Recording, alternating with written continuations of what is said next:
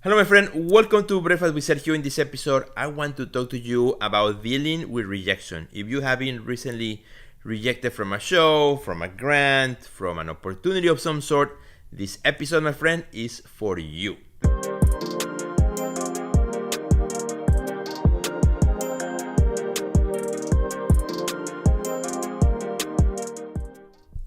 Alright, friends, super happy to be here with you in Breakfast with Sergio. I'm not in my typical breakfast table. I'm actually in my living room. The reason is I haven't really figured out what I'm going to have for breakfast, so I don't want to be late for the show, the morning show. So I'll figure that out later. I said, well, I'm going to just do the show now and then take care of breakfast later on. I'm running a little bit behind schedule. So I want to talk to you today about how to deal with rejection, because rejection is something that happens to all of us. It happens to everybody, right? If you have not been rejected, that means because you haven't applied to anything, right? Or you haven't applied enough yet to experience rejections. You can be rejected of many things. Maybe you're applying to exhibitions, you get rejections. Maybe you're submitting work for calls to artists, you get rejections. Maybe for a grant that you've been applying to, or maybe for a project, maybe a residency program. Why not? I mean, there are many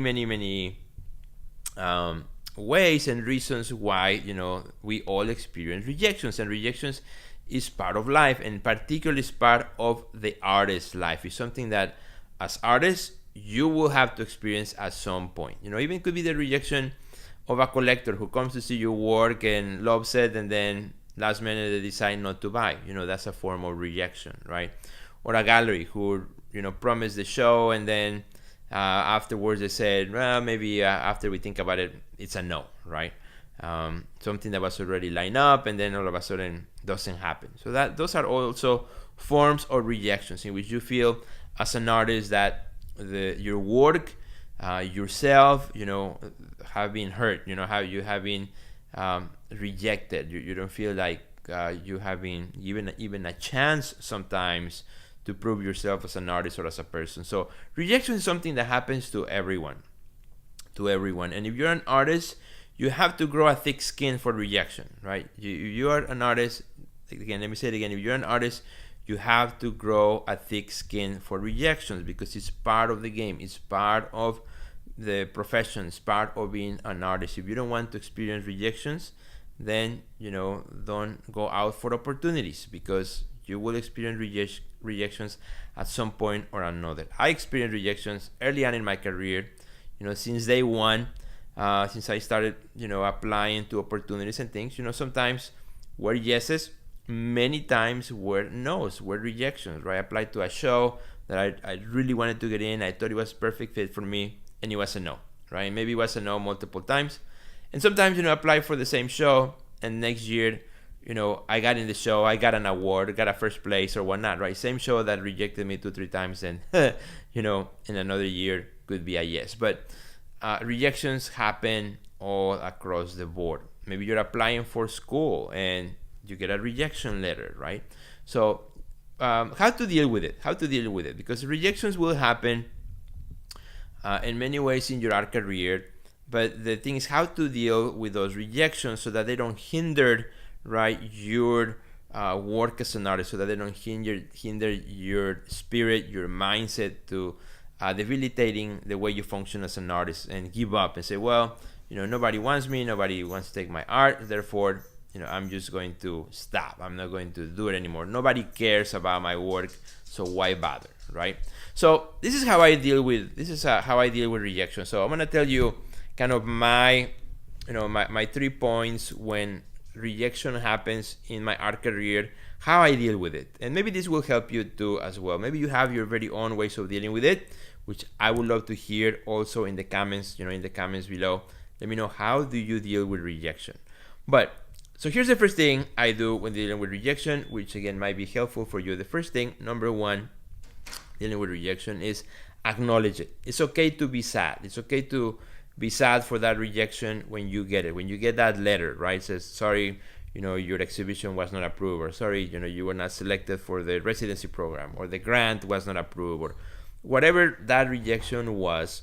it's okay to be sad, because again, we are all human beings.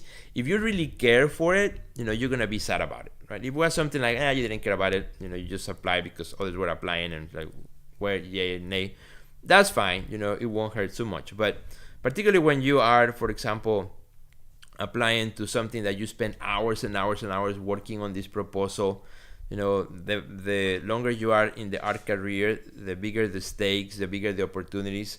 So sometimes you may be spending hours or maybe days on a proposal or an application, and so you spend a lot of your own time and sometimes a lot of money as well on these applications. And sometimes, so when the letter comes, they know it hurts, and it should hurt if you really care. So first thing is acknowledge it. It's okay to be sad. It's okay to be sad for a day, right? The way I approach is like, okay, got the rejection letter or the rejection call or whatever it was, and okay, it's okay to be sad. It's okay to be sad for one day, right? For one day, that's it. But I always think about it this way. Well, guess what? Tomorrow is another day. Tomorrow is a new day. Tomorrow we continue going. Life goes on. Everything's still moving. The world's still up and running. It's just one rejection, right? But it's not the end of the world, right? Tomorrow is a brand new day. Okay, start again. I'm not gonna let these rejections stop me from what I am doing, right? I'm not gonna let it stop, right? So it's okay to be sad because you cared, but at the same time, don't stop what you're doing because you care even more. So second thing I do, when a rejection comes in, a way of dealing with the rejection is, so one, to be sad. Second thing, is there something I can learn from this? Is there something I can learn from this experience? Depends on what it was the rejection about. Look back and say, is there something I can learn from this so that I don't keep making the same mistakes? For example, if you were applying for a grant or you were applying for, some residency program or something, something to learn, for example, would be, should I have somebody coach me through it?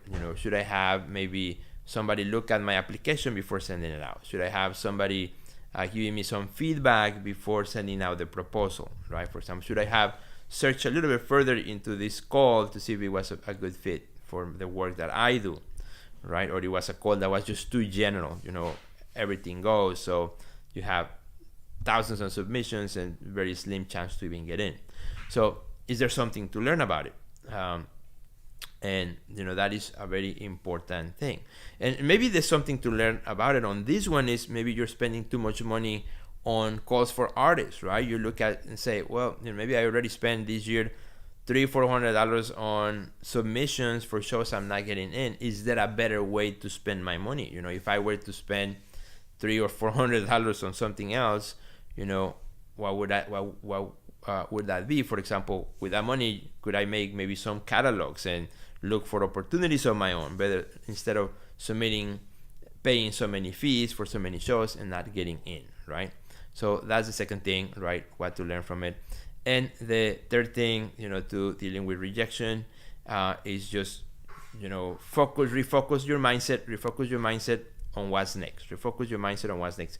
If you're not always working on what's next, you're always in the defense. You always have to be in offense. And the way to be in offense mode or in the offense mindset is to always working on what's next, always thinking on what's next. So even before the rejection letter comes in, I'm already moving to the next thing. I'm already working or thinking about what's next, right? Always in offense, and that will help you deal with rejection better, so you're not lingering in the past and in the things I should have done, or why did I do this, why nobody cares, because you're already thinking about what's coming next, the thing that you're working on next in your studio, your ideas and so on. Don't let that stop you. So I hope this episode helps you, my friend. If you're dealing with rejection, I hope this helped you. Please share this with your friends, because you never know who may be dealing with rejections today. Thanks for watching, and I will see you in the next episode of Rejection with Sergio. Goodbye.